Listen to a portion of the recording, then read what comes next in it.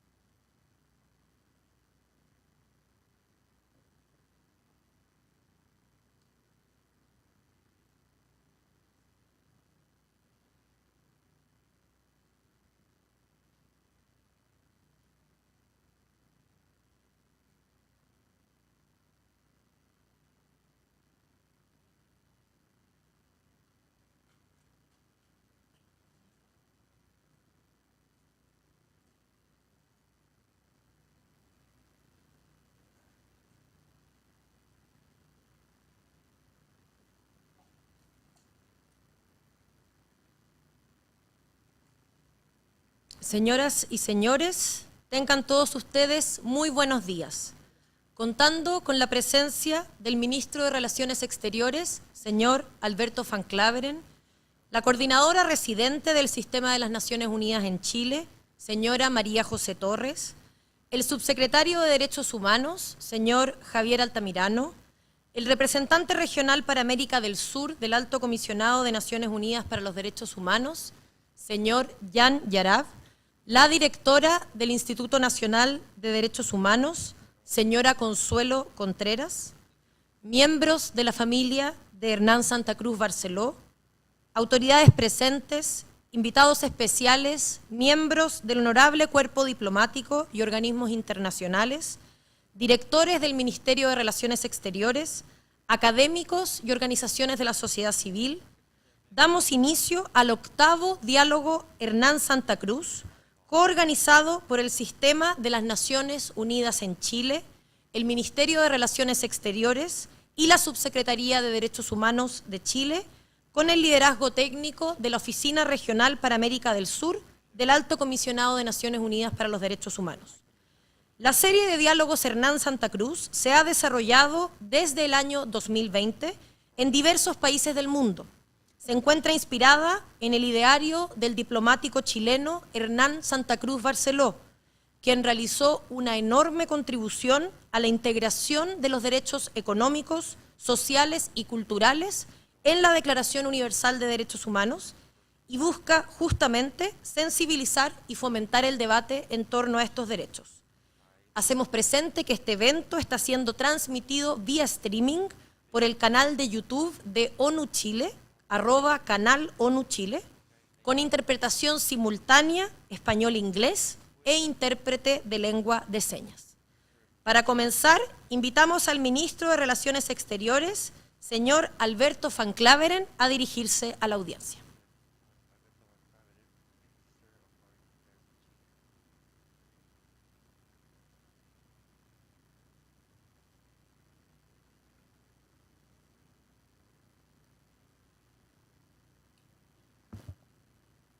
Señora María José Torres, coordinadora residente del Sistema de Naciones Unidas en Chile.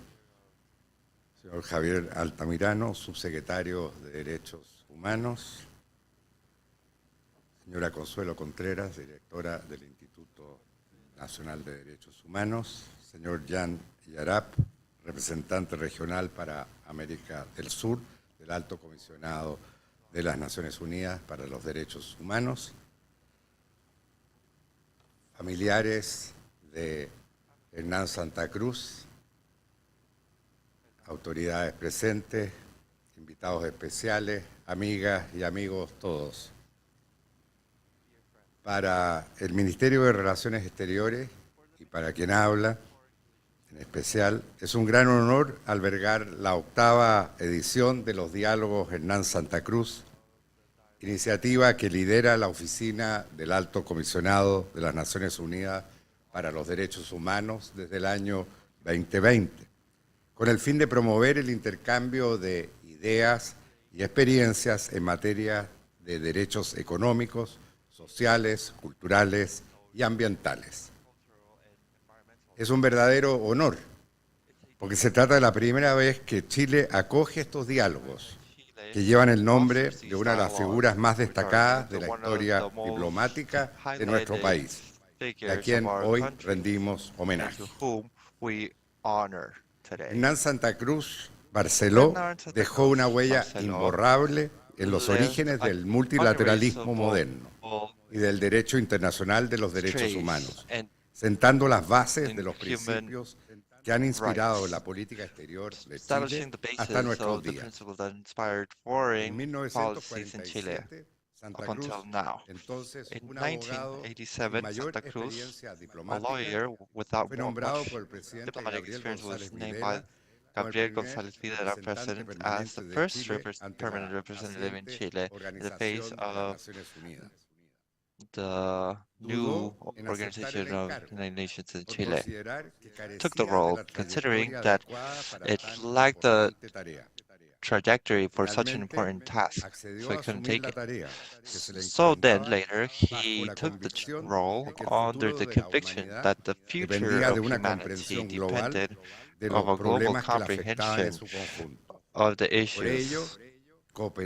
This is coopérese why sería cooperating el lema or que lagging adoptaría años más would tarde be para titular the sus motto memorias. for later on to Esto daría inicio a lo give que title to his memories. posteriormente This will el propio be the Santa beginning Cruz to what afterwards calificaría Santa como su Cruz segunda existencia, would say that's una second sumamente existence, prolífica que lo llevaría a integrar el one that Consejo de would bring to Seguridad de las benefit Naciones to Unidas, the Security a Council of presidir el the United Consejo Nations to Económico y preside Social the y la Economical Social Subcomisión de Council and the Prevención de la Subcommission Discriminación y of Protección de las Discrimination Minorías, Prevention Protection a ejercer como subdirector Minorities, general de la to exert as Organización de las the Naciones General Unidas Director para of la the Alimentación United y la Nations Agricultura, FAO, y a liderar la for creación de la FAO Comisión and Económica para leading América Latina the y el Commission Caribe, la for CEPAL, Latin America entre and muchos CEPAL, otros logros.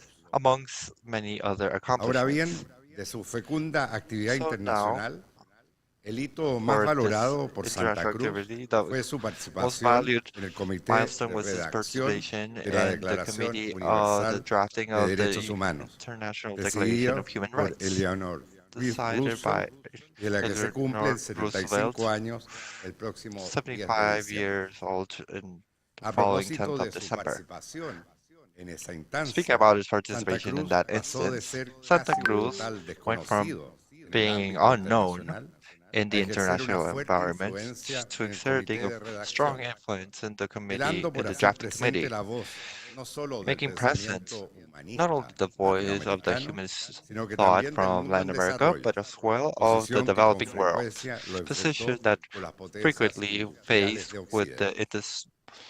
with Aunque su the influencia en el proceso de industrial strength in redacción no se the restringe a los West, derechos económicos, not sociales restricted to y the culturales, social, economical, and es en cultural este rights. ámbito donde se dejó It's in this sentir con environment especial fuerza. where it was Ante felt las very visiones strongly discrepantes sobre si la on the declaración debía o division no recoger esta categoría de if the derechos, declaration should Santa Cruz or not fue el compile más this category of acérrimo rights. Santa defensor Cruz de su was incorporación, an tanto en advocate el for its articulado de la incorporation declaración como en in su the preámbulo, articulation of the en declaration orden a brindarles la and misma importancia que a las libertades beforehand, giving the civiles y importance to the políticas. liberties, De esta to the manera, political enarboló las liberties. In banderas de this la way, indivisibilidad he y la had the flags interdependencia of de los indivisibility derechos and humanos, interdependence mucho antes de of que tales human rights, principios much fueran before recogidos those en los pactos principles were internacionales compiled de and derechos humanos del international año treaties 1966, en la on Proclamación de Teherán 1976 de and the Proclamation of the 1968 Declaration y en la in Conferencia de 1978 Viena and de the Conference of Vienna in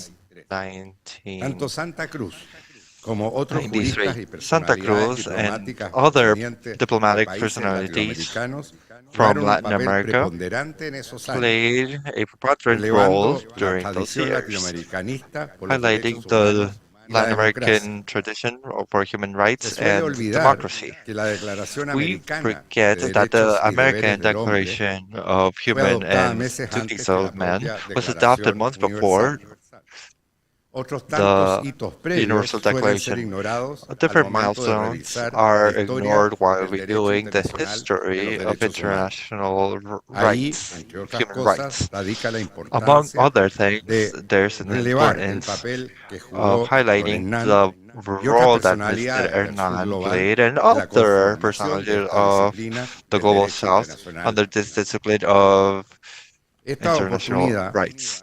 In nos this permite opportunity, destacar la figura y it obra de allows us Santa to Cruz, highlight the al figure mismo and tiempo que, siguiendo su duties of legado, Santa Cruz. Following Chile his legacy, integra el Consejo de Chile Derechos Humanos integrates the y Council of Human ocupa Rights la and presidencia del occupies Consejo the Económico presidency y of Social, the el ECOSOC. Economical and Social Es el legado Council, de Santa ECOSOC. Cruz y de la It's protección the de los legacy of derechos Santa Cruz and the económicos, protection sociales of y economical, culturales social, el and que nos cultural lleva rights, al panel de hoy. which leads us to today's Incorporar la panel. perspectiva de derechos humanos en las Incorporating the políticas perspective públicas of y los human rights to presupuestos public resulta policies and the fundamental budgets, para hacer it's efectiva la fundamental promesa to de los make estados effective the al suscribir promise of obligaciones the states internacionales to en este ámbito. subscribing international obligations in Así, this el environment. debate de hoy nos This permitirá way, today's discutir de qué debate will manera allow us to los discuss in recursos del which Estado way deben ser the resources asignados, of the state must be considerando criterios assigned, de equidad considering que criteria of promuevan la equality igualdad de or género equity that y la promotes inclusión de gender grupos que se equality and the encuentran en inclusion situación of de groups which are in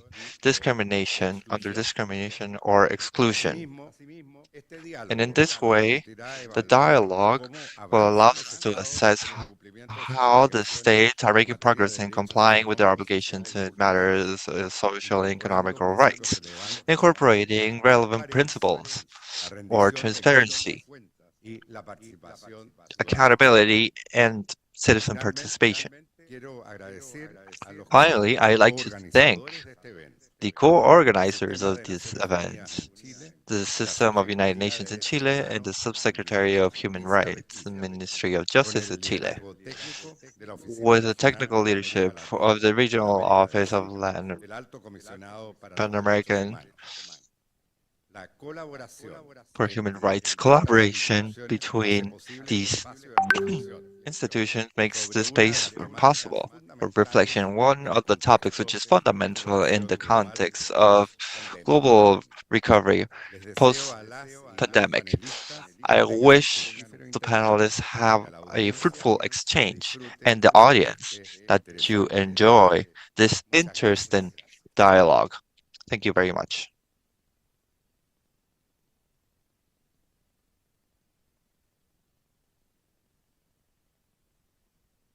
Agradecemos al ministro Van Claveren.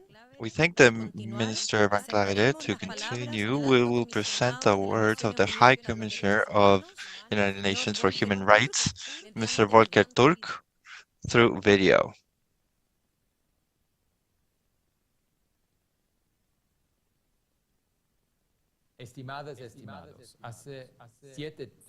Dear all, 7 decades ago, the global leaders adopted inspiring tasks to help find a way out of the destruction and tragedy generated by two world wars and facilitating a recovery, an economical recovery after the Great Depression. Complying, being 75 years from the International Declaration of Human Rights, we have to thank their drafters, between them Hernán Santa Cruz, Chilean diplomat, who fought actively for the inclusion of economical, social, and cultural rights. These dialogues celebrate their legacy, giving honor to its bravery. Santa Cruz wrote about the painful of the coexistence of unimaginable richness with poverty and misery. These inequalities of the world in Latin America and the Caribbean, it's one of the most unequal regions of the world. Gap between rich and poor, it's huge, and it's not getting any closer. We estimate that 200 million people in Latin America lived under poverty at the end of last year. In many countries, the indigenous tribes have elevated poverty rates. They doubled the extreme poverty rates of urban centers. Economical global crises have shot upwards the price of foods and making poorer other people. No country is free from the devastating consequences and economical consequences of the pandemic of COVID-19. And no country will be free of the human impact and environmental and economical impact of the climate change impact unless we take broad measures, and we do it now. In crisis time, the economies are not unbalanced, and investments and employment it's felt. The economies anchored on human rights can resist these hits. There are economies who use the resources in a just manner and give priority and offer social protection and health services of high quality. There are countries that act with a decision in the face of the climate change. They're the ones that guarantees that people enjoy all of their fundamental freedoms and that have the space to make their voices be heard and demand their rights and that can participate actively on affairs that impact them. Remembering the mission of Santa Cruz and other delegates 75 years ago, let's get inspired on the spirit and what they contributed for the drafting board. Now they have the opportunity to revitalizing their commitment for human rights. They can purify the cores, tracing the land and having a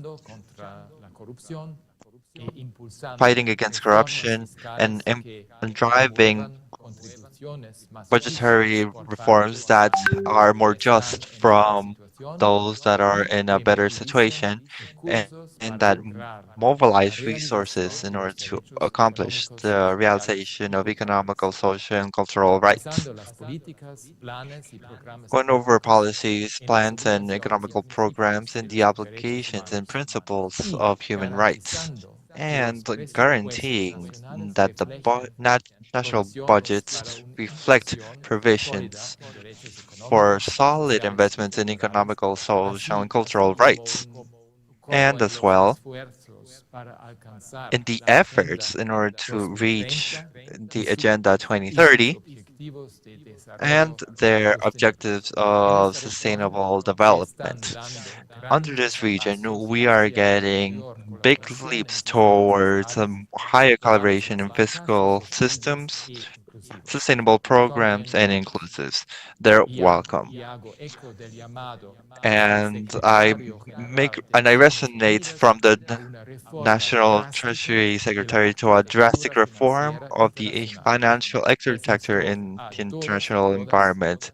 I this is for to all to support the Bridgetown Initiative, a package of proposals that will change the rules of the game in order to alleviate the difficulties of the increased debt and increased investment in 2030 agenda for sustainable development and guaranteeing ecological transformation in our economies. Last of all, I am compliant to say that Chile would ratify the historical agreement of Escazú. It's about essential instruments which constitutes to act upon climate change and in order to achieve environmental justice in the region. I call those states of the regions that have not reviewed it to join it. Closing the gaps of inequality will demand that the human rights are the baseline that will be built and sustain our economies. We will have more possibilities more than ever in order to heal the societal fractures and moving forward to prosperity and justice for all people. Let's promote and let's go back to commit ourselves with the principles of the Universal Declarations of Human Rights. Thank you very much.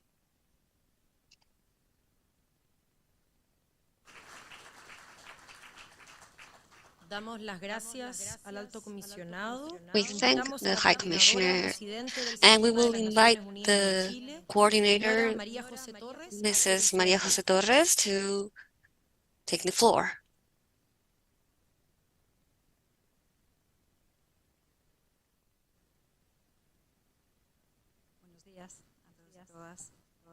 Good morning, everyone. Well, I would like to greet our Chancellor, Alberto Claver. Thank you for leading these dialogues. The first one made in Chile. Thank you for the team for this initiative. Mr. Tamayano, that represents the commitment with the Ministry of Justice with these topics and all the authorities. I'm not going to name all of them because we need to move forward, and also the system of the United Nations and ambassadors that are here. I think it was really exciting, and it's great that the family of Mr. Santa Cruz is here, because I want to make a personal reflection. I've been working in the United States for many years, and being here, paying tribute and giving this space to one of the founders of this United Nations system, those that were visionaries and fought for this, for us to find a space of and that unifies us instead of dividing us. I think it's a really strong message and a personal level. And for those that are familiars of Mr. Santa Cruz, this means a lot for those that for those of us that has made a life out of this. So I think it's really symbolic to have this dialogue that approaches not only the trajectory of Mr. Santa Cruz, as the Chancellor mentioned, but also what it means today that we celebrate 75 years of the adoption of the Universal Declaration of the Human Rights, when we are still having debates that are pretty similar to the ones that were made necessary that time for people to sit and imagine how they picture the world in the future. I think this is the added value of a dialogue like this, that it not only reminds us what happened, but it puts us in context today. One of the most important challenges is how we associate these human rights topics that has in many ways turned into a catchphrase. We need to be a central element in the elaboration of budgets. That is how we need to indicate, and the way to know if the state is putting people in the center. In that sense, looking how the Universal Declaration set the course in the world on that moment makes the need to go back to that baseline, because this would avoid wars and it would set the course to freedom and recover the value of the human being within the design of politics of the countries and globally. And also, the policies allows us to create more just societies. We're not talking about theory that we like to discuss to those that like to sit in the universities or that have some way of idealism, because equality and resilience go together.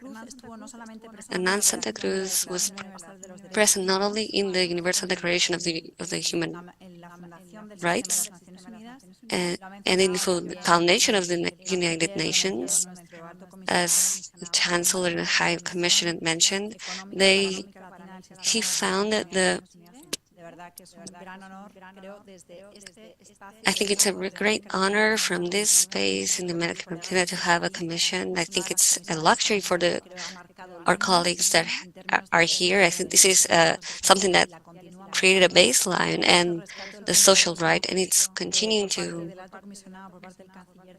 do so. And that is why we like to mention within the global spaces of the high. Hernán Santa Cruz es un ejemplo de la tradición de Hernán Santa Cruz es un historia revitaliza el valor del multilateralismo. Esto es muy importante justamente cuando estamos This is very important when we are at 50 years, the breakthrough of democracy. This is symbolical not only from what I've mentioned, but what the Chancellor mentioned. Going back to the ECOSOC presidency, the members of the Council of Human Rights, and we're in Chile commemorating, celebrating the 50 years of breakthrough of democracy because human rights effectively are key in order to have sweet, fruitful debates, not only allow us to talk about the fiscal pact, but the reform of pensions, or being central to the new debate about the constitution that is such important for Chilean people. But it's important as well for the international community and from the United Nations. We are very close observing how Chile solves the constitutional topic because I think will have an impact in the region as well. So all the best in that process that you are in. Economy based on human rights places people in the core of the decision making and policies and economical objectives to improve considerably enjoyment of human rights from all places of the focus, the direct impact of budgetary decisions in people. It's thinking about the economy not only as a factor of growth, but as well a factor where people have the benefits of growth. I think the High Commission mentioned the 200 million people that Latin America live under extreme poverty, and you have to make us think if that the budgetary design of policy and the actions of the states are directed to closing this gap. To ensure better quality of life for all, we need continue to think our Secretary General says in the financial global architecture. And I'll quote something that was mentioned because I think it's exemplary of what the debate is about currently about Agenda 2030 and the Sustainable Development Goals, where the Secretary General says the global leaders are committed to eradicate hunger and poverty on the globe, and give equality of men and women, facilitating education, water, and justice for all. And now they are disappearing from the back mirror. It symbolizes everything in the moment that we are in currently. Global and local inequalities are obstacles for global integration agreed upon the members of the United Nations in 2015, where all global leaders are under agreement in placing the Agenda of 2030 agenda for Sustainable Development Goals with the promise of not leaving everybody else. And I think this is for all that we work in many countries where there are debates for human rights that will allow us to openly talk about human rights, where all countries are under agreement on this topic of not leaving anybody out, which is the full way of applying effective policy of human rights centered on people. This is why this year in the General Assembly, we have the acceleration of how we do it as global leaders so that we accomplish acceleration of this 2030 agenda and that in a way Chile will have an interesting proposal of how it's sought at an national and international level. This is why I celebrate this space and I encourage that we keep the discussion and the debate of how human rights, human dignity, peace and justice must be part not only of what we aspire, but as well what we do daily with our work. This is why I thank you for this space and I welcome you all. Thank you very much. Kidding.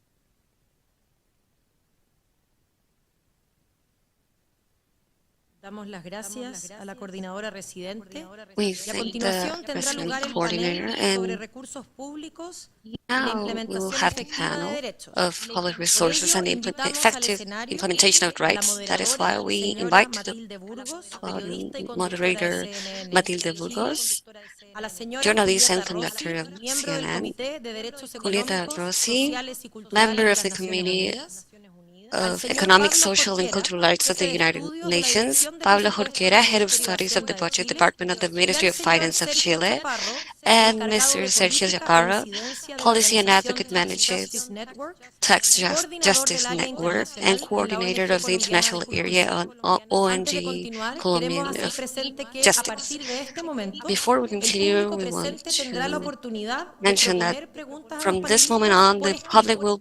will be Para able estos to efectos, les propose rogamos que tan questions pronto by hayan written. escrito su pregunta, So levanten la mano para que una persona de la as soon as you organización, make the habrá dos a question, cada lado del you salón, may raise acuda a your hand, recibirla.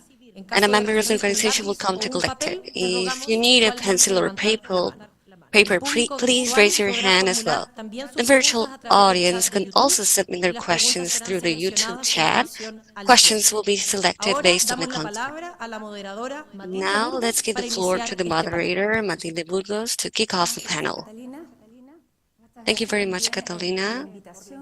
Thank you for the invitation as well. I would like to greet all the authorities present, and I feel very honored to participate in this dialogue in this 70 years anniversary of the Declaration of Human Rights and in the country of origin of Mr. Santa Cruz that was made with a vision and with a great courage to carry out these rights.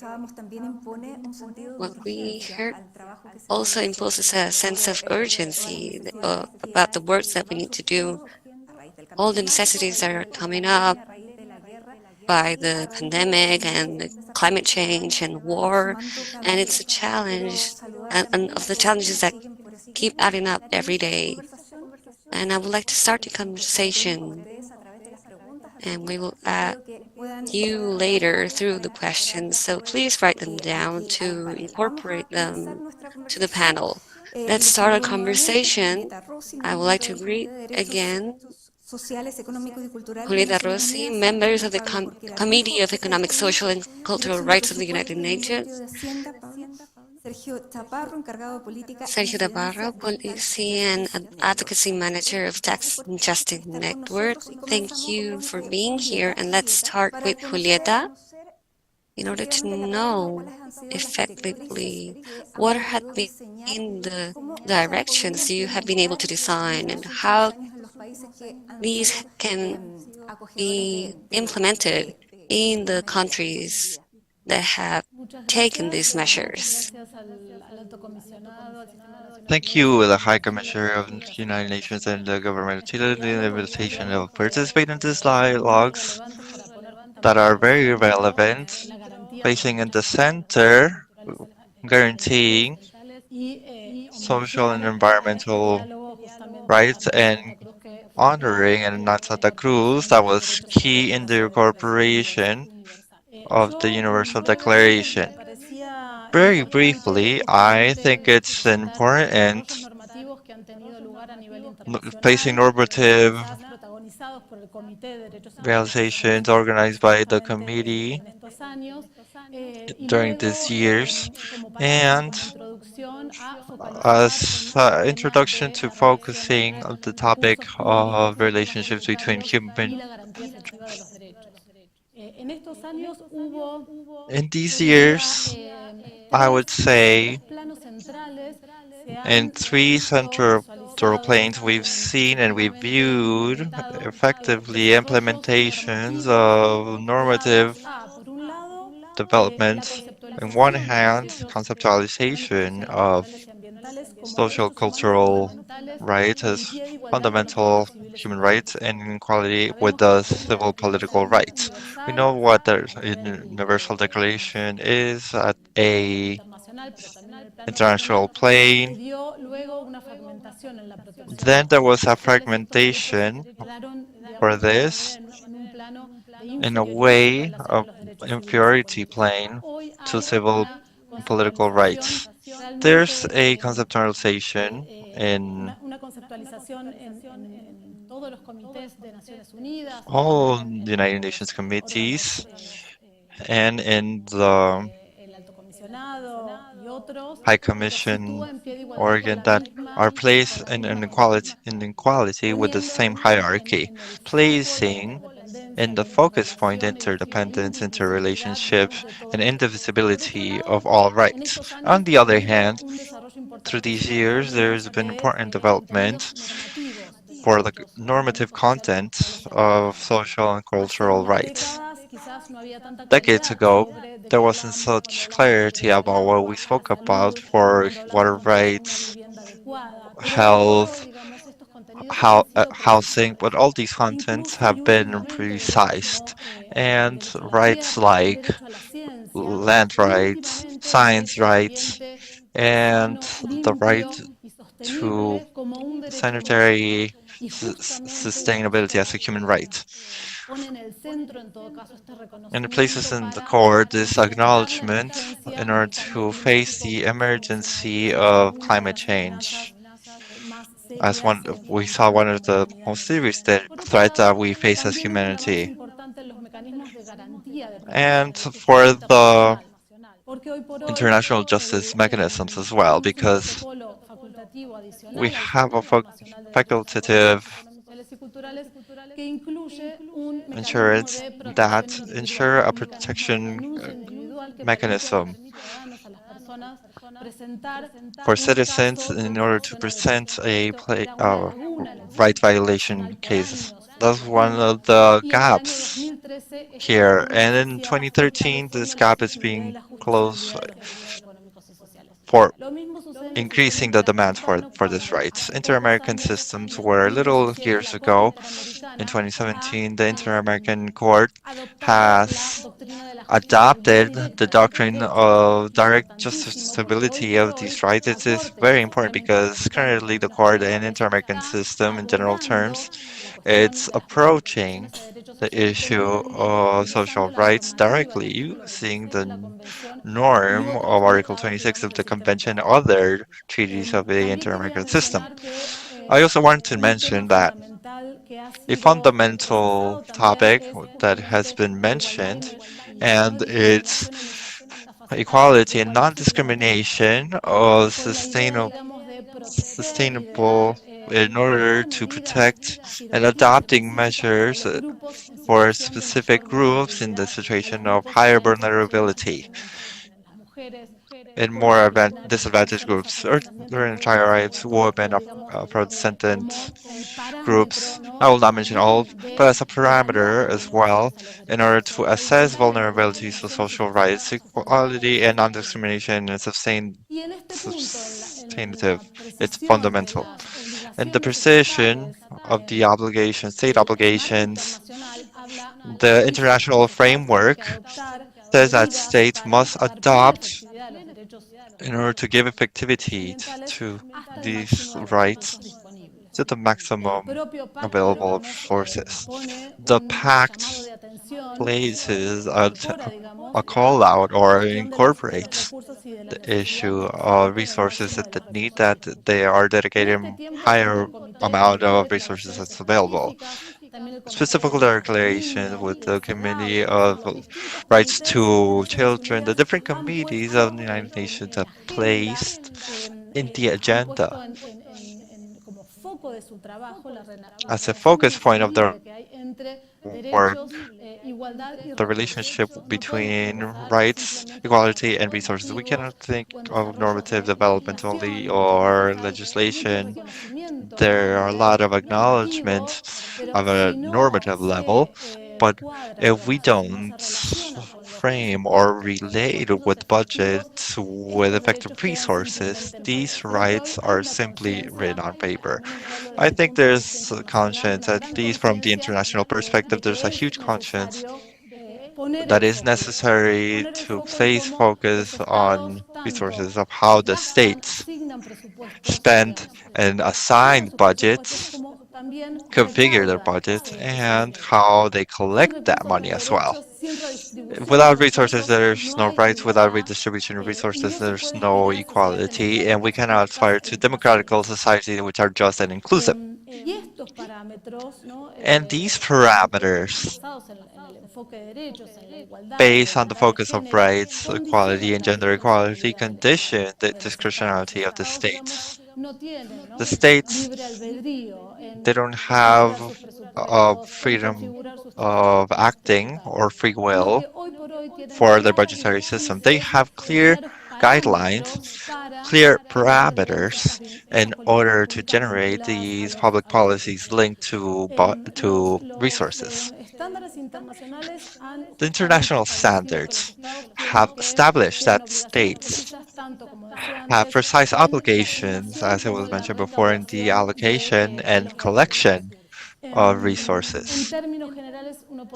In general terms, we could say that fiscal policies currently must be permeated by the focus of rights, and particularly because of the obligations of economical, social, and cultural rights. These policies currently are subject to international scrutiny, and the states must be accountable of how they spend and how they collect their resources. This is a legal demand.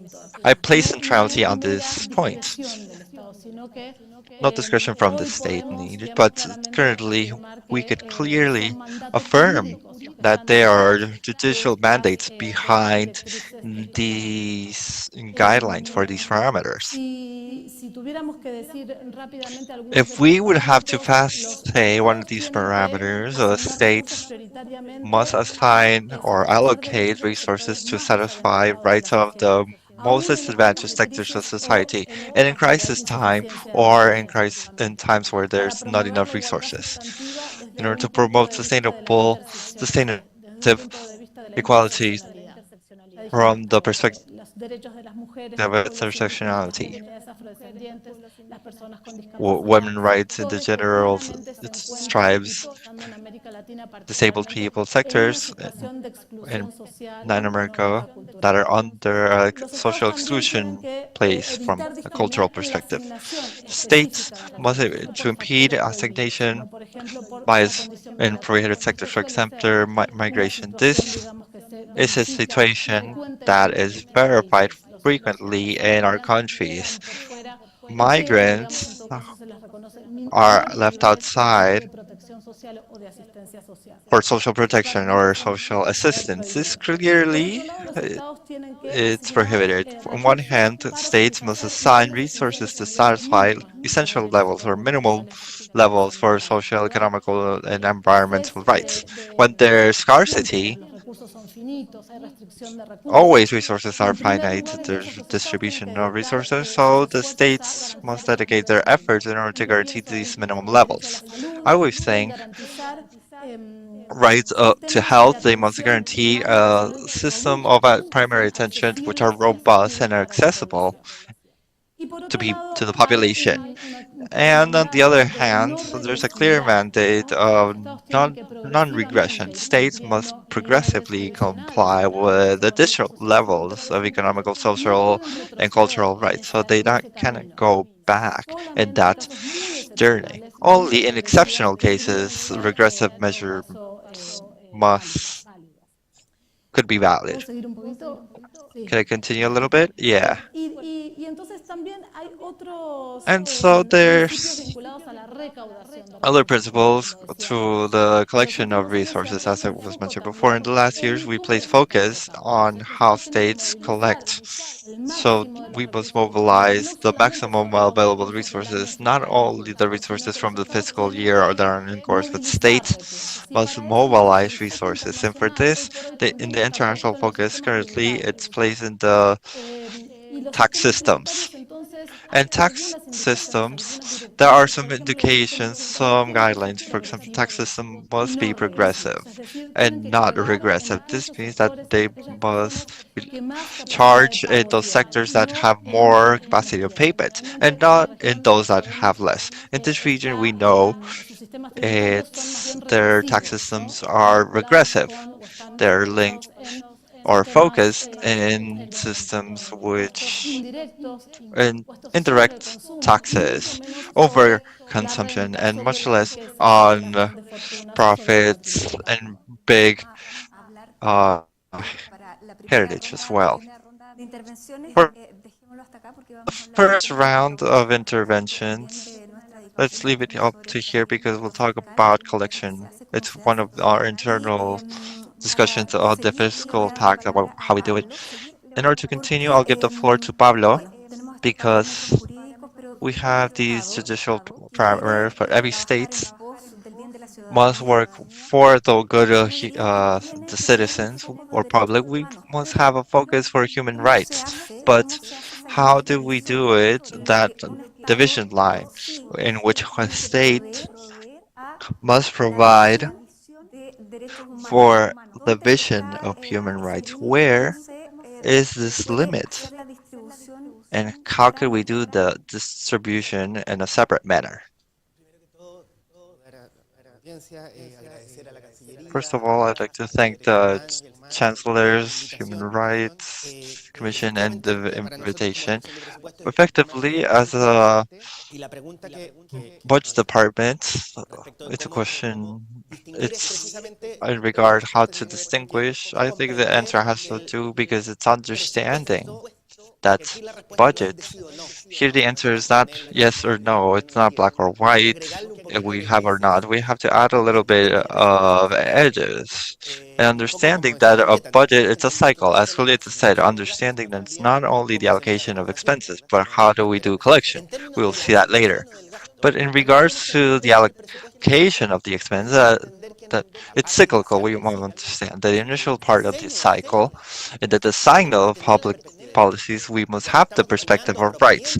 But when we're designing or proposing for the Department of Budget, a new program, we must understand how, for example, when we do a public program, we must not discriminate against certain populations. So we must make it that when we design it, certain populations don't feel discriminated against or have less will to access a public program. This is how we incorporate the design perspective of human rights, and the design of public policy is the first stage of the budgetary cycle. How we do assessment. Now that it's under discussion efficiency of the expense, we must make progress in assessing this in a better way. But for this, we must know what we want. What are the objectives? And then, for example, give an example of what we're doing currently in the budget department. What's the objective of this public policy asking ourselves, or what's the main objective? What population is benefited with this? Are they people or no? It could be companies, for example. In the case of people, for example, we ask, distinguish between gender in order to see if there is or not inequality to access, or how could we foster this. For the assessment as well, we could have the perspective of human rights as well. Are you applying this focus? This has been a growing focus from the beginning of the year 2000. The budget department has been incorporating public programs. The matrix has been used for the design. That we are integrating this for social, non-social projects, and that we have what type of populations are seek to be impacted by by this policy. And at the end, the last component, or maybe the most evident, is the law of budgets, the expense. That there's a challenge there as well because the budgetary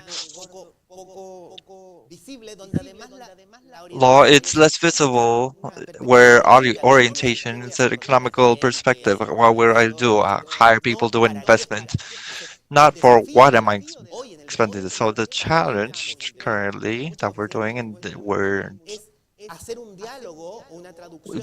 having a dialogue or a translation between that orientation, economic orientation works being expended to, and what this is for. We work with the UNICEF in order to measure public expense oriented to children. We're doing a project for public expense with a gender expected to understand what programs have gender and with different edges, because we could have different gray areas here in order to have a richer discussion. And in this sense, what we're doing is trying to drain climate change. We're always trying to measure as well. And this dialogue, this conversation is what allows us as well to give information for the parliament, the co-legislature, but civil society as well, and the society in general, in order to assess and take a look into what we're impacting with the budget and how much we're expending. As Julieta said, we cannot go back from one point to another. That budget, for example, it will be discussed from September, and we cannot go backwards to what's been already assigned in gender matters or in children's matter. I think measuring this effectively will allow us to place into the position of the parliament and the decision of general public. This is what we're working on this, and here we should grow our climate expense. And I want to add another dimension that currently where we talk about the efficiency of the expense.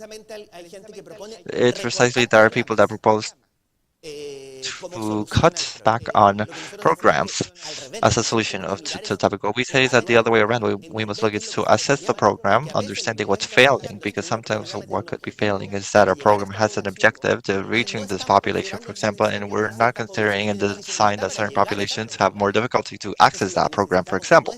So what we want to do is not cut back on those programs, but investing more resources in order to do undiscriminated allocation.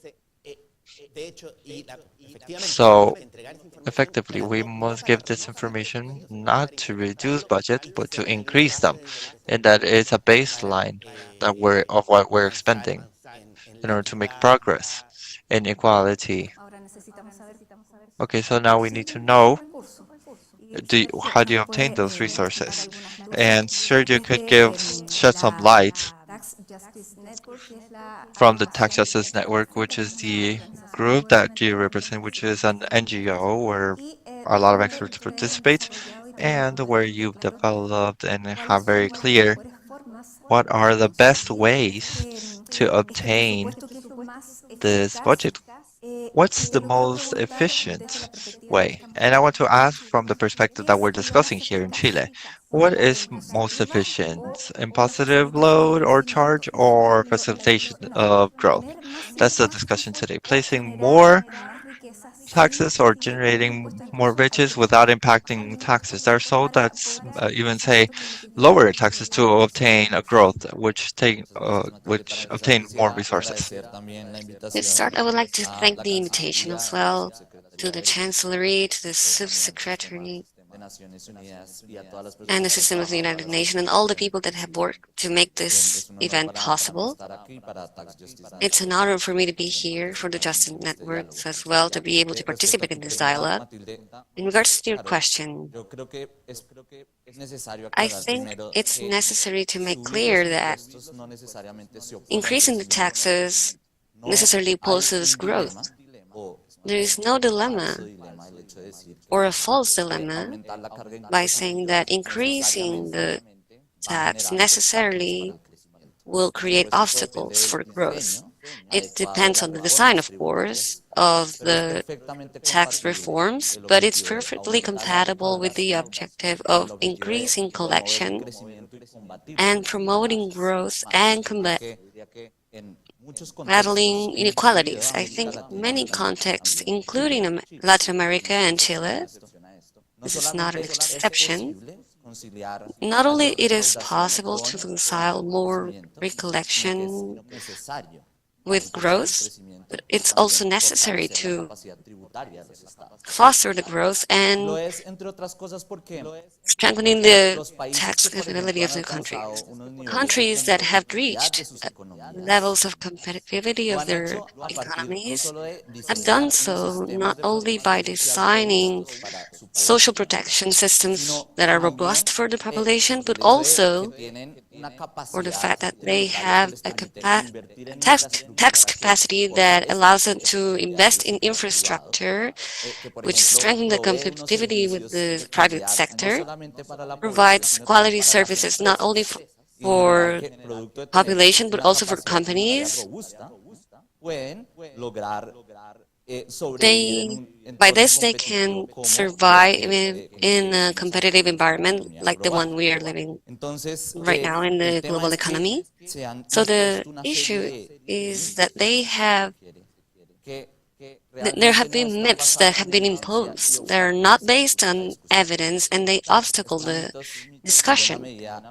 These myths have been imposed by the ideological debate, and this dominant position of making the world around the capital. If a country charges more taxes, they can migrate to another country, and with that makes pressure so that then in the public debate they impose that idea that taxes go against growth. But if there's another idea that climate change could be applied, the motto of Hernán Santa Cruz, cooperate or perish, that is a tax topic at an international level. With the crisis of 2009, they found out that this budgetary cutbacks that implied not having enough collection from states had some terrible consequences for the population in regards to cutback and the in austerity. Those impulse that the rich countries were committed with an agenda of fighting against the budgetary illusion at the international level and trying to restrict tax competition that has been down for taxes for the richer and corporations. Precisely because they said, okay, if we do not cooperate, we perish. If the states start placing this logic of saying, okay, we have to bring investment on lowering taxes, but basically they go into a race that is self-destructive, where they will not be able to comply with the rights of the population, and they won't be able to guarantee competitive economies through investment in infrastructure and other key topics. The issue of this agenda that was given with the OCDE, known as the BEPS agenda, for something that's very technical, known as fight against or battle against the transfer of benefits and the erosion of the agenda BEPS. Basically, it's an agenda which was built and designed from the countries which are richer, and it's not taking into account the interest of countries of medium or low incomes.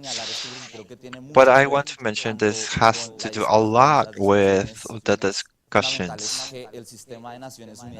that the System of United Nations is giving. As Chancellor is, for example, is that we assist to a democratical revolution at global level in order to try to do that agenda more inclusive. That agenda have taken into account the perspectives of the low and medium income countries.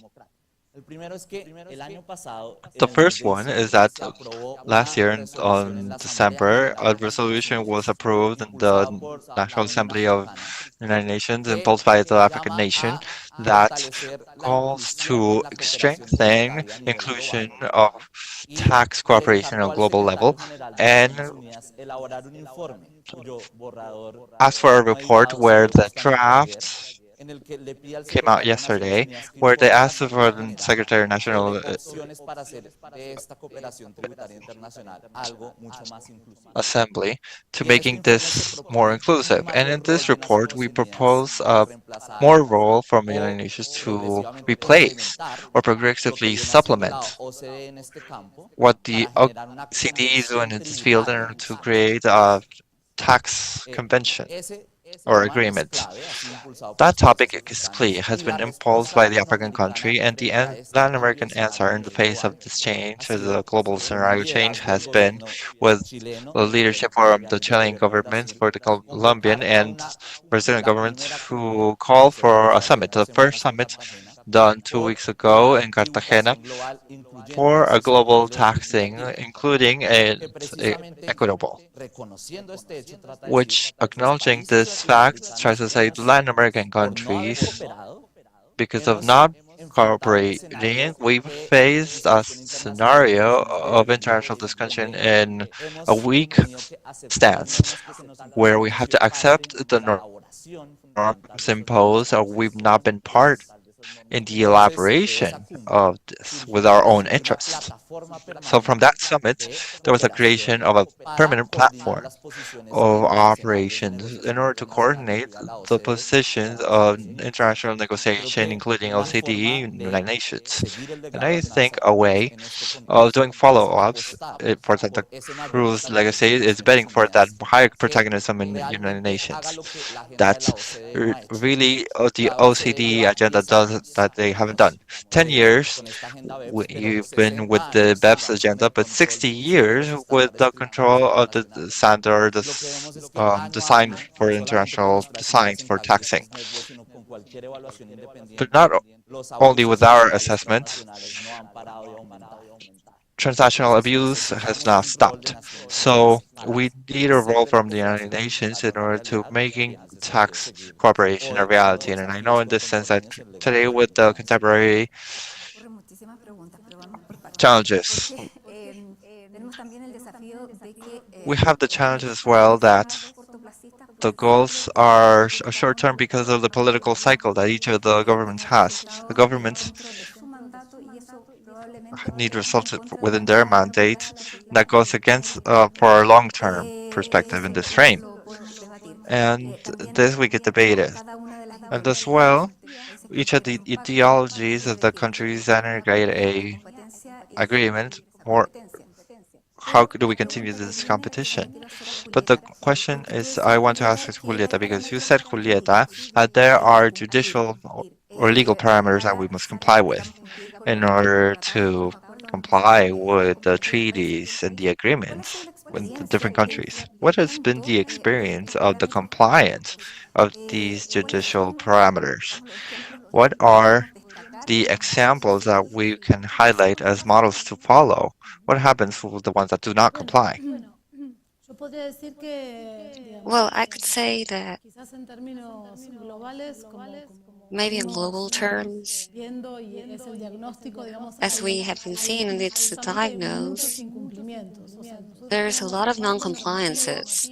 We have a normative framework that is pretty robust, but in terms of recognizing human rights in general and economic, social, and cultural rights, equality as a parameter, as a transversal parameter, substantive equality, I think a point that gathers us is the lack of the framework.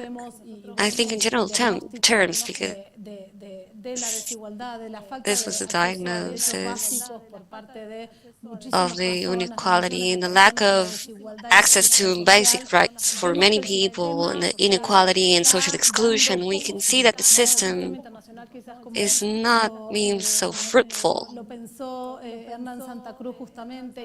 Hernán Santa Cruz thought about it. The inclusion of economic, social, and cultural rights can't reach this compliance. I think the focus must be put on implementation. The multilateral system is in crisis, and the United Nations system, we could say that it's in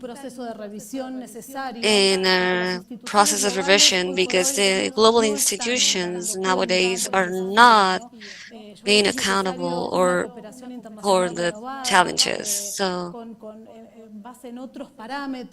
we need to focus on other parameters, and even the system of human rights needs to be revisited, reanalyzed, so that it effectively, all of these normative framework that is really important, because if you see all of the rights treaties, every time we have more declarations that include more people with state obligations that are even more robust and potent. However, this doesn't translate into practice. It would be the diagnosis would be that it's not being applied. So I think we need to go back and revisit what are those global institutions in terms of human rights, and it's key in order to face the current crisis like climate change, the care crisis, the pandemic, the gender one, because in the pandemic we have the effects really acutely now. I think we need to bet on multilateralism. This is without a doubt important to convey the international and national systems of human rights. Things are not exactly how they are put by other countries, but we need to,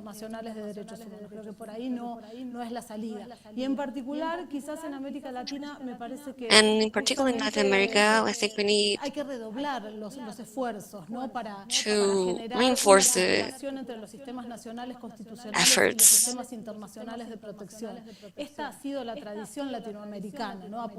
This has been the Latin American tradition, betting for compliance of those treaties, incorporating the international systems and the national systems, making reality through public policy with a focus on rights. This is a process that clearly takes effort, time, and resources.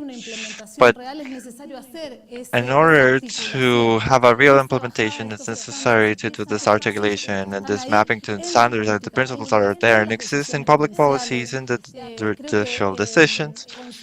I believe, considering how the Latin American tradition has been, the international systems and the pacts of international human rights with this hierarchy as a block of constitutionality. They don't go into the systems, into the natural systems, and the human international rights is key, not generating dichotomies between both systems. I think this is fundamental in order to accomplish guarantee of these rights and to strengthen the international systems of human rights. And clearly, we need to place focus, as you said, into the implementation. Implementation through national public policies, so the allocation of public resources being more progressive in allocation. And there are some light shed in international sources in terms of the discussion of the financial architecture at the international level, because it's a key point in this pessimist perspective in budget and financials, taking a journey, and human rights, social rights go through another path. The economical financial capitalism from the global perspective is not possible if we want to guarantee of all this international framework of rights from the 45 and the Declaration of Human Rights have been imposed as an ideal that humanity must try to comply with. In order to wrap up that, there are some lights, I think, in regards to the effort and the international effort for revisiting and reanalyzing the global agreement in order to have effective governance that could be effective in relationship to the human rights and equality. The challenges are more global. Climate change, thinking of wars, and the experience of the pandemic. Pablo, let's go to something very concrete. In May, the recent May of 2023, during a official visit to Chile, the environment delegates record visited the north and the south of Atacama, the fisheries, and some central areas in Puchuncaví, where it was very impressed because of the life that these populations are living in regards to what they had to stop going to the school because there are contamination were there are impacting their rights. And they say that the environment's budget must increase. That currently is 0.6 of the national budget. How does this budget take charge of this recommendation? That's a hard question.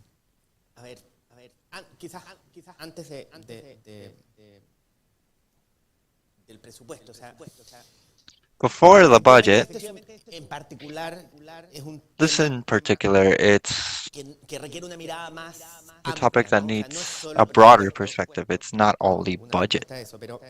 We have an answer to that, but effectively it requires, as Sergio says,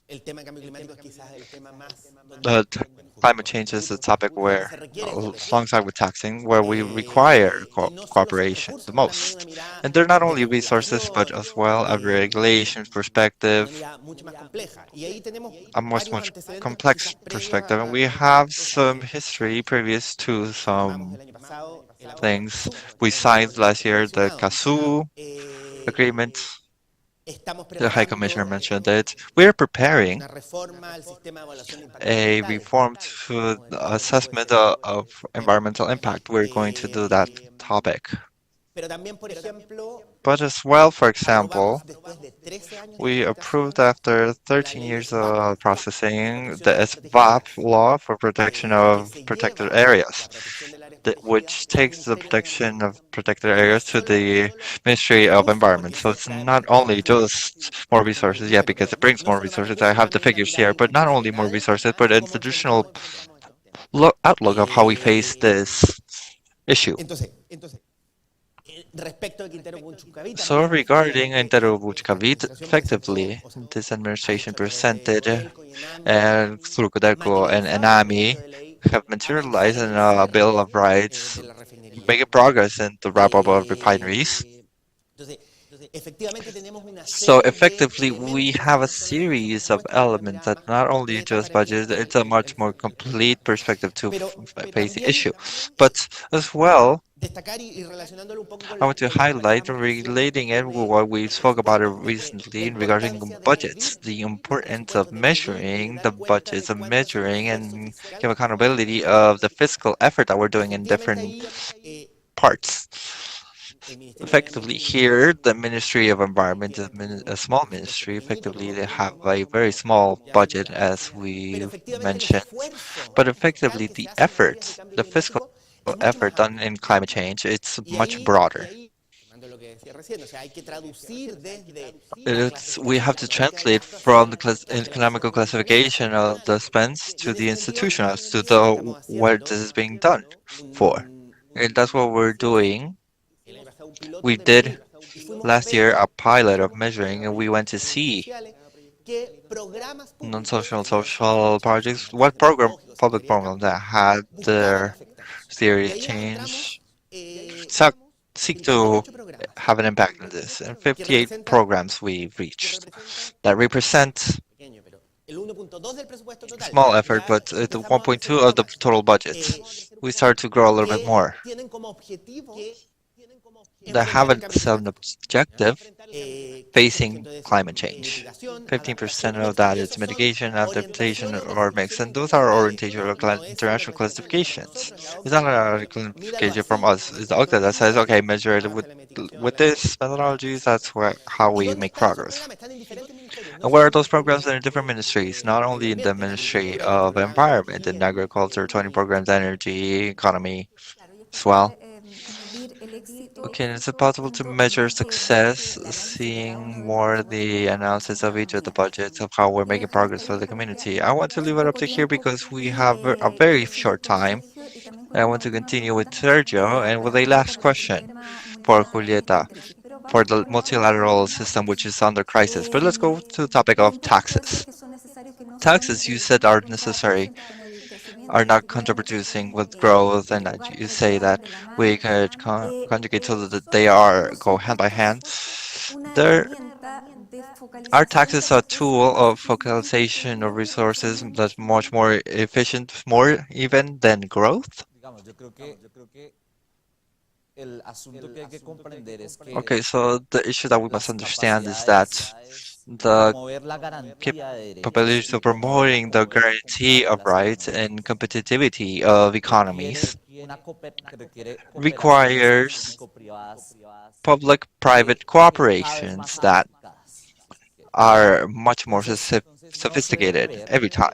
So it must not be seen as the tax strength and efficiency of the expense of public sector as something optional to impulsing or driving the private sector. They are supplementary. I will quote in a global discussion because while we're seeing that the United States approved the Inflation Reduction Act, which in a way it's the legislative piece that's much more efficient in renovating the industrial policies or the United States that will drive a green growth or corresponding to what happened with China and what Europe's doing with the initiatives with Green New Deal, their own Green Pact, in order to precisely so that the state, not only with the fiscal policy, with the monetary policies, drives competitivity of the private sector, which is what we're seeing in other countries that we are left behind because here we're still staggering in discussions like the destructive of saying, okay, we increase taxes or do we drive growth where there are not excluding. At a global level, Europe and the United States are placing turbines or jets to the public policies, understanding that the states must, for example, promote the microchips industry, and that means investment in resources, or doing a policies of infrastructure of construction and green infrastructure to a big scale that require federal government resources as well. We still discuss, for example, if in a way the state has to increase taxes or not, because that could impact competitivity of the productive sector, where we are seeing the capability as of the states and the resources that they must invest light years to being balanced with the type of collaboration that are given in the richer countries from private and public sectors. I think this way of approaching debates, it's very counterproductive for our own project of development. And taxing must be thought in the context of, okay, we as a region or Latin America and the Caribbean, specific countries, how will we face that challenge? So we need to finance energy transition that's not only place strength of collection from the primary exporting sector, the extraction of raw matter that allows us to finance industrial policy, being able to take advantage of the advantage that we have because of the endowment of resources like lithium. But with the grade of industrialization, we will not be able to accomplish it if we ask ourselves if the state is too big in our countries, where an average Latin America collects around 21% of their GDP and the CTC are in 30% on average. So refocusing the discussion is fundamental so that we are not left behind to what the rest of the world is doing. We also have a strong environment discussion that we're in our new constitution, for example. We saw the last amendment and declarations that not only under the process for public sector only or political sector in Chile, we're seeing at a global level and questioning to the multilateral system, questioning to the United Nations, and especially what predominates if internal legislations predominate or international treaties and the countries subscribe to it. How do you see that discussion, Julieta? And what is the recommendation? What points should we take into consideration facing this debate? Well, based on that debate, I comment something in my last question, but I think it's not an issue of thinking of the articulated systems that go through different paths, human rights and international path. And I think there has to be an articulation, and we cannot think in the constitutional reforms from the 80s, from not going from Chile, but almost all countries went through constitutional reforms, and Chile is in that process now. But in that process, there's a really clear decisions of putting human rights in the center. And this is a commitment, an ethical commitment, political commitment, judicial commitment in order to configure substantive and just democracies. Having human rights as a lighthouse, as a central element and a central component of that democratic construction. Can countries use their internal rights to not comply? I think all this tradition of Latin America creates a block between the national and international system of rights. So I think we wouldn't be able to argument the non-compliance of the international rights and the international pacts with national arguments. That would go against normatives that are really basic of international rights in general.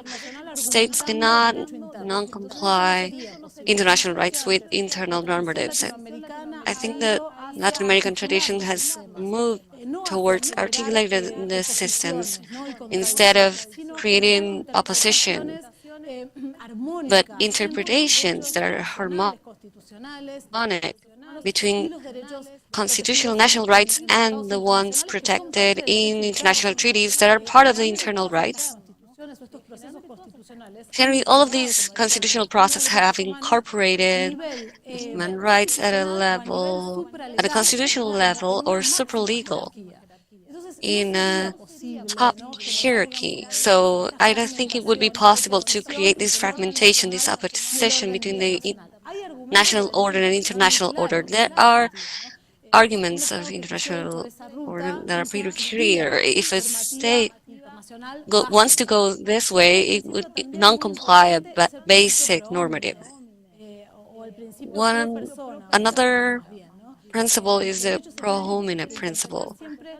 Rights must be interpreted the most favorable way towards the human being. So if the internal right is put as a limit to the international right, there will be a contradiction with this basic principle of international rights and national rights. A question that was sent to us, but because of time, I want to direct it to Pablo and Sergio very briefly, and it's the following one. You consider that decentralization of taxing can guarantee or contribute to guaranteeing human rights in the most vulnerable areas, like rural areas? Very brief, please. Yes. I believe decentralization has to be designed in a way that it strengthens the capacities of management or administration to guarantee that the investments held by the decentralized governments are of quality aligned with human rights, and they cannot be like a process where we suppose that just the distribution of competencies to local governments by itself will ensure that we comply with this. So I think there are a lot of models here that Latin America has explored of accompanying, for example, central government to the regions on their system of performance assessment with information based on benchmarks of the impact of public policies that could allow progressively decentralizing competencies in a way that are reflected in increase of quality expense and not misuse of resources. So decentralization is fundamental, but decentralization, yeah, it's an objective which is important to bring demands closer to the state action.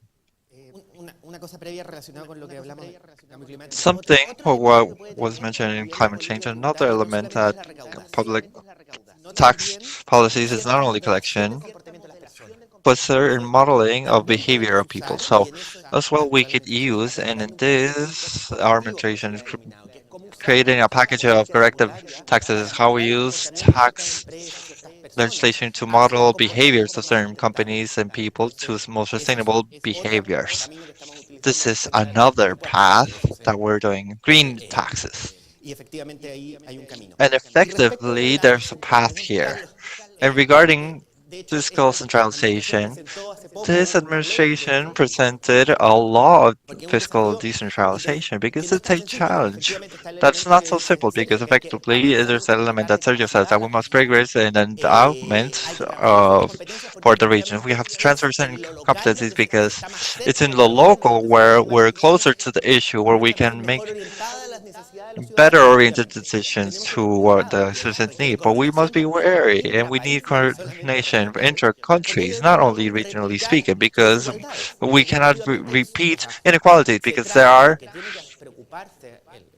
what we must worry about in the federal government. It's equality inter regionally speaking. So we must be very careful of giving total freedom of repeating inequalities through endowment of capacity of collection, which is absolute to the region. So we require coordination, a central policy, but in coordination with the regions. And another fundamental part is control and transparency, because if we give it more autonomy, it needs to be controlled and with transparency. We're analyzing internally. We're almost out of time. I want to thank Sergio, Pablo Jorquera, and Sergio for the discussion. It'll give us more ideas to continue debate in our community. So thank you very much. Thank you for listening to us, to all that are following us from throughout the globe from streaming. Thank you very much. Agradecemos a la moderadora y los panelistas por We tan thank the interesante moderator and the intercambio. panelists for an interesting exchange, and we ask them to take a seat in the audience to begin the closing words. Para esta parte de cierre del homenaje For this a part, Hernán Santa Cruz, for queremos the primeramente a for la giving honor directora del to Instituto Hernán Santa Nacional Cruz, de we Derechos want to Humanos, señora bring Consuelo the Director of Contreras, Human a hacer Rights, uso de la Consuelo palabra. Contreras, to have the floor. Thank you.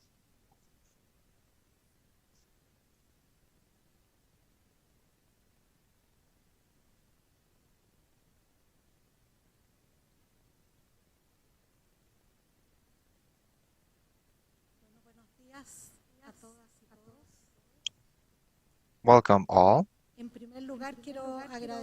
First of all, I'd like to thank the Ministry of Foreign Affairs, System of United Nations in Chile, Subsecretary of Human Rights, the Pan American Southern Office of the High Commissioner of the United Nations for Human Rights for the opportunity brought to us in order to give legacy for Hernán Santa Cruz. In 2023, where we celebrate 75 years from the Universal Declaration of Human Rights. I want to highlight some of the words and some of the alignment which was advocated by Hernán Santa Cruz. It was key, as it was said before, in the elaboration of the International Declaration of Human Rights, and has advocated very strong, with a robust pronunciation, death penalty and torture, and proposed, as it was mentioned, with the incorporation of economical, social, and cultural rights at the same level as the civil and political rights, and with a level of protection which is similar, because he mentioned that they have the basis for effective liberty or freedom. I think these ideas are sustainable in the year where we commemorate 50 years from the coup, where we know situations like torture and execution were part of a state policy. But as well, we have a lot to travel in regards to human rights violation was going to happen during the military dictatorship. I think the affectation to economical, social, cultural rights also had an impact, a profound impact. We must not forget our motto as a National Institution of Human Rights, finding ourselves in memory. Memory is key for the protection of human rights. And here I want to mention in the year 1990, where the first democratic government assumed power, 45% of the population of this country lived under the line of poverty. That means that economical income that they had was not enough in order to buy the basic foods.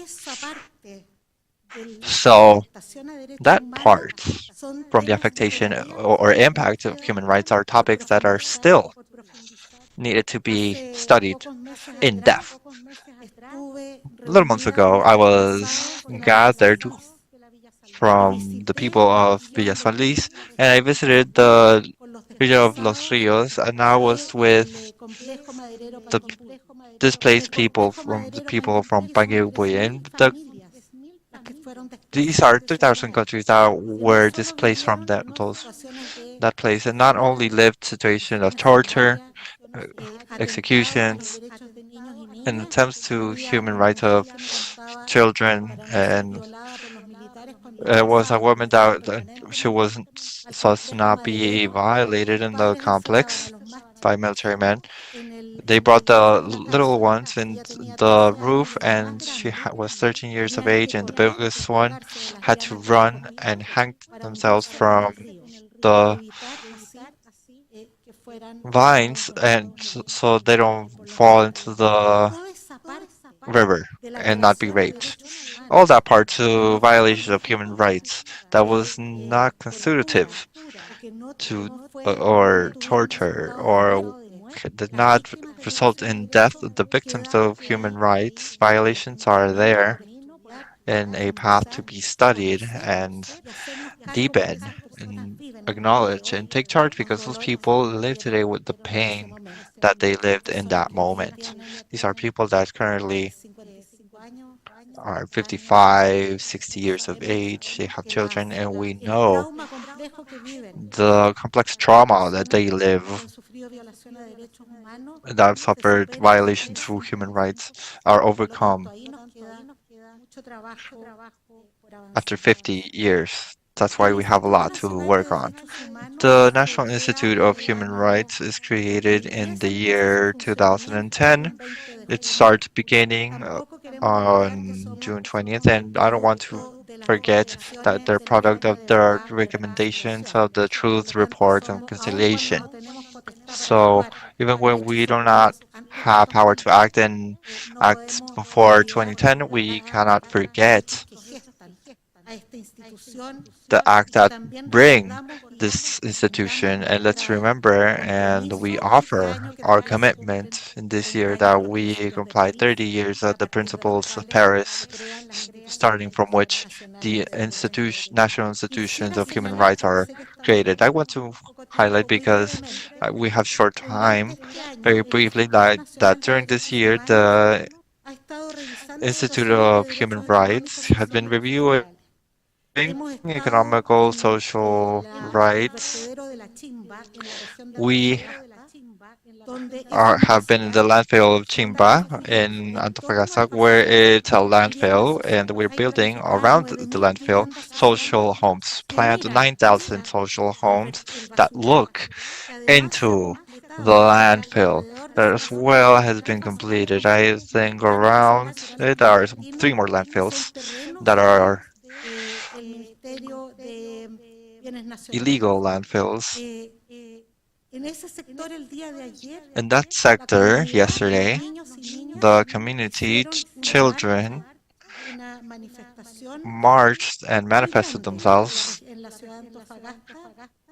in high quantities in Antofagasta because of the fires and the smells in that area. Children cannot go to class.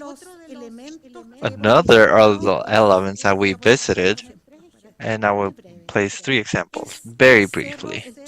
It's a Chuño Hill in Parinacota where social homes were built on top of a landfill of toxic substances that during the military dictatorship they did a negotiation and they installed a landfill for toxic substances. The Napoca region has a high amount of people with disability. The wind blows from the La Chimba hill is within Arica, but the wind blows towards Arica, and the inhabitants have seen how they're losing physical, intellectual capacities while people are growing and they are breathing the toxic substances from this landfill. And yeah, how not to name an emblematic case in the country, which is the case of Quintero Puchuncaví case. Not only the special speaker from the United Nations was there, the National Institute of Human Rights from 2013, 2018, and 2023 has made 3 reports of observations with recommendations to the Chilean state. And if that's not enough, there's a claim from the Supreme Court 5 years ago that's not been complied with in this area. So how much longer must we wait so that the state takes action regarding the criticality in economical, social, and cultural and environmental rights? I will finish up my words mentioning that and reminding the journey that Hernán Santa Cruz has mentioned that I think has marked uh, a path that Chile must take. He participated in the redaction of the first Universal Declaration of Human Rights, preceded the Economical Social Council of the United Nations, but have been placing a path. Chile is a country that's never stopped participating in the multilateral spaces of human rights. And those who work at this alliance, we know that alone we don't accomplish anything, especially small and unpowered countries. We need multilateralism. And this sustainative element, as we remembered here in the year where we're drafting a new constitutional project. If the human rights treaties do not have constitutional range, we will all lose. Here, I want to remember Hernán Santa Cruz's words from 1948, where the Universal Declaration is approved. He does a description of the environment that was lived in that moment and says, I perceive with clarity that I was participating in a historical event where we reached a consensus in regards to the supreme value of the human person. There was a solidarity atmosphere and genuine brotherhood where I never seen in other scenario. When I read these words, I understood perfectly what he felt because when human rights prevail, justice prevails, humanity prevails, solidarity prevails, democracy prevails. When human rights prevail, we all win. Thank you very much.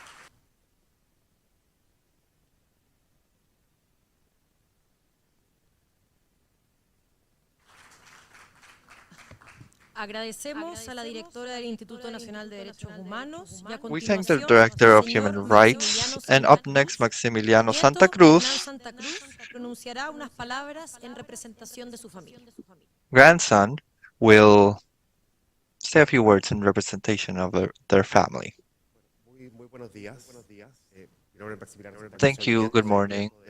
I'm grandson of Hernán, and I want to thank particularly the Ministry of International Affairs and the High Commission of Human Rights from United Nations.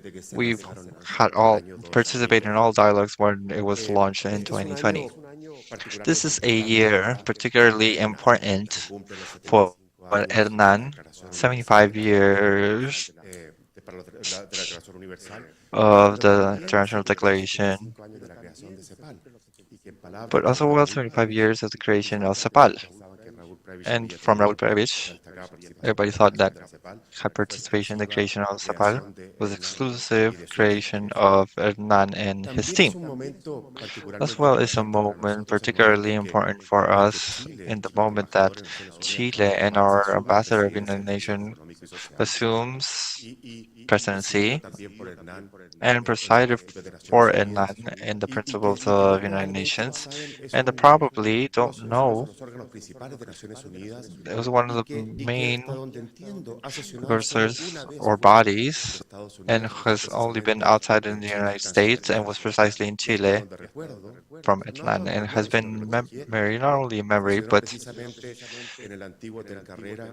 was mentioned in the Carrera building.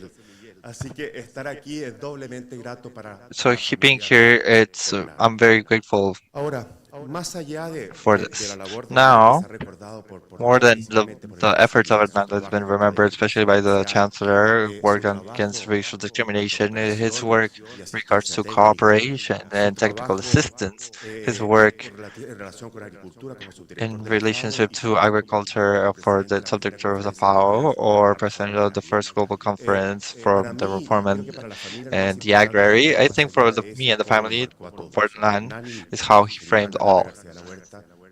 His wife had 5 children, and I want to say that the 5 families have been hugely impacted by them, especially by Hernán. Without mentioning more, I'm son of a member that worked in 30 years there in FAO.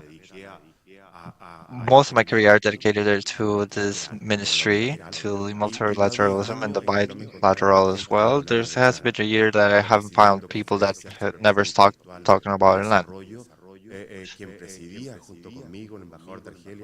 That was presided by the ambassador of Argelia. He said, "You remember me about 2 Chileans that worked many years ago in favors of countries under development, and it was Hernán and his brother Alfonso." We believe that the vision of Hernán in regards to what's necessary that the tribes and understand that they must cooperate is and remember that we are under a critical moment for humanity and the planet, and that their ideas are still standing. That's why it's not by mistake that it was mentioned 10 months ago in their narration of the COP27 that humanity must choose or cooperate or perish. Our choice is a solidarity climate pact. Thank you very much.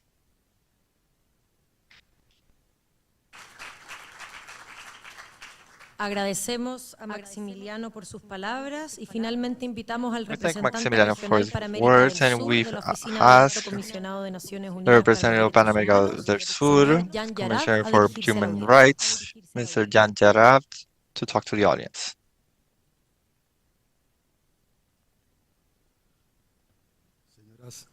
Señoras y señores, todos, Ladies and gentlemen, have a good morning. Minister of International Affairs,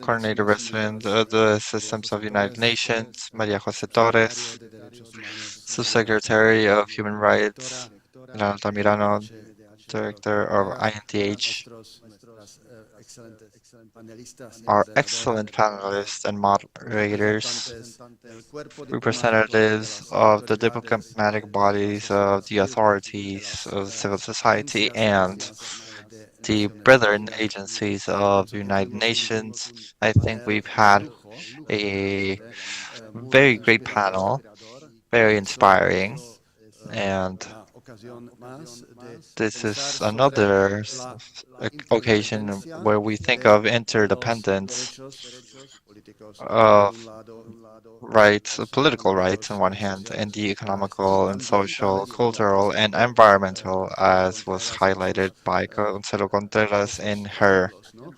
De nuevo, numerous en examples. este Once contexto again, que es un this contexto context, de which is a crisis context of climática climate crisis, global, pero también a de global muchos crisis, but as well, focos de crisis a many nivel focuses nacional of y local crises at a national level hablamos, and a local hablamos level, esto. as how Quiero we've heard. agradecer I want to evidentemente al thank gobierno de Chile por su the iniciativa, Chilean por la government for cooperación their tanto de la initiative and Cancillería the como cooperation del from Ministerio Chancellery de and Justicia the y Derechos Ministry Humanos of y Justice and Human evidentemente Rights, juntarme al as well homenaje a Hernán Santa with Cruz en este año the del tribute to 75 Hernan aniversario and de la the Declaración 75th Universal de anniversary Derechos of Humanos. the Es verdaderamente Universal un Declaration of Human honor Rights. It truly is compartir an este espacio honor con todas y todos sharing this ustedes y space con la familia with all de of you and Hernán with the family Santa Cruz. of Hernan Santa Vale la Cruz. pena resaltar It's la worth to highlight indivisibilidad e interdependencia de derechos indivisibility and políticos, interdependence por un lado, of political económicos, sociales, culturales y human rights and sociales, por economical, otro, social, cultural en rights América on the other hand. Latina, la región In Latin sigue America and the siendo la más region, it's desigual del still mundo. the most unequal Después de of the globe. años de After protestas years sociales en of Chile y en social varios rioting países, in Chile and many protestas countries of the motivadas en region, gran parte riots por motivated las dificultades mainly en by the el acceso, los obstáculos del difficulty and acceso obstacles a of los derechos access económicos, to sociales economical, y social, culturales. and cultural También rights. nos parece que vale la pena We think it's resaltar worth la necesidad de highlighting the continuar y need mejorar to los continue in esfuerzos por improving parte de los the gobiernos efforts de la región from por the alinear los governments of the presupuestos region by públicos aligning a las public budgets obligaciones de to derechos humanos, the porque los presupuestos human públicos rights son la obligations mejor because public herramienta de budgets are política the pública best para tool hacer for public realidad los policies derechos, in en order to particular make los rights a derechos reality, in particular económicos, sociales, culturales economical, y social, and ambientales. cultural, Sin recursos, environmental rights. muchos de Without estos resources, derechos no many of these resultarían rights posibles. Y esto will aplica particularmente a la turn situación impossible. And de this point grupos particularly to the excluidos situation of tradicionalmente, excluded de traditionally grupos groups, en mayor vulnerabilidad, higher como lo son vulnerable los groups pueblos indígenas, like indigenous tribes, afrodescendientes, otras Afro-descendants, minorías, other migrantes, minorities, personas con migrants, discapacidad, people with personas privadas de disabilities, libertad y otros. people without La freedom, integración and normativa others. del derecho internacional de los derechos Integration humanos en el of derecho the human internacional va rights más to the allá de estándares regulation legales goes de more than contenidos legal del standards of derecho. contents Aplica también a la integración de or los derechos substance, en políticas applies to the fiscales, integration in económicas, fiscal policies, industriales, con economical, and miras a industrial avanzar a un policies, with desarrollo sostenible perspectives to y move forward un to a compromiso serio sustainable y development cierto and a con serious la Agenda commitment 2030 y los with objetivos. the 2030 En agenda. otras palabras, el In other diálogo words, recién compartido dialogue ha puesto just nuevamente en shared evidencia cuán has crítico placed in es evidence how poner critical al it centro del is debate to público placing los in the derechos center of humanos public como debate guía human y rights como as a parámetro del guideline and desarrollo. as Sabemos cómo a es difícil, benchmark sabemos que of en development. muchos Know países, how it's hard. We know a how in many pesar de la countries, voluntad, a pesar de even though la there's will, retórica even though política there social is rhetoric, verde, pro-social and green as well. Finally, result in the most powerful and economical sectors, industries, extractive industries, fossil fuel industries have most influence in the structures of budgets or in the fiscal system in the region. We have areas where some of these most powerful sectors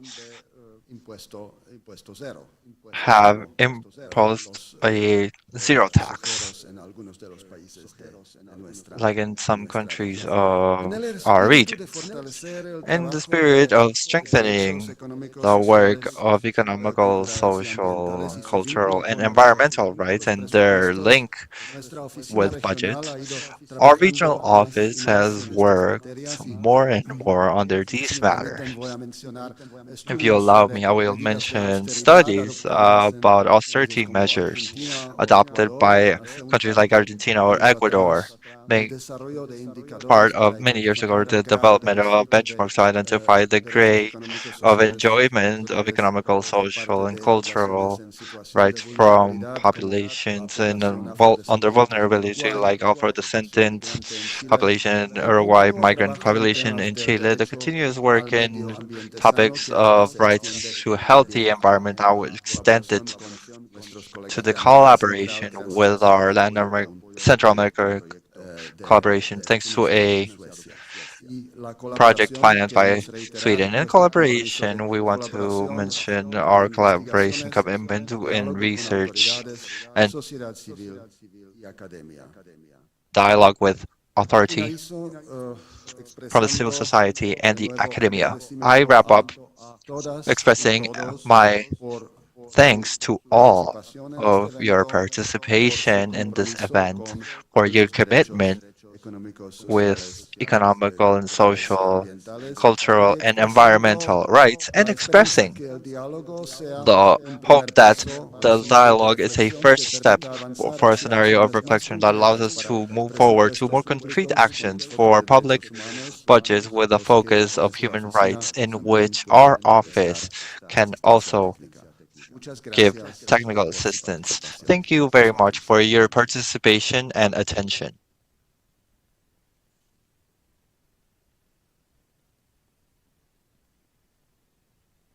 Muchas gracias. Para finalizar este evento, invitamos al Thank you. To ministro wrap up Alberto on this event, we y al invite Maximiliano Santa Alberto Cruz al Claver, escenario Minister, para and develar la Ricardo placa Cer- confeccionada en homenaje a Hernán for Santa Cruz, que será the instalada en dependencias de este Ministerio plates de that will Relaciones be Exteriores. installed in the Ministry of Foreign Affairs.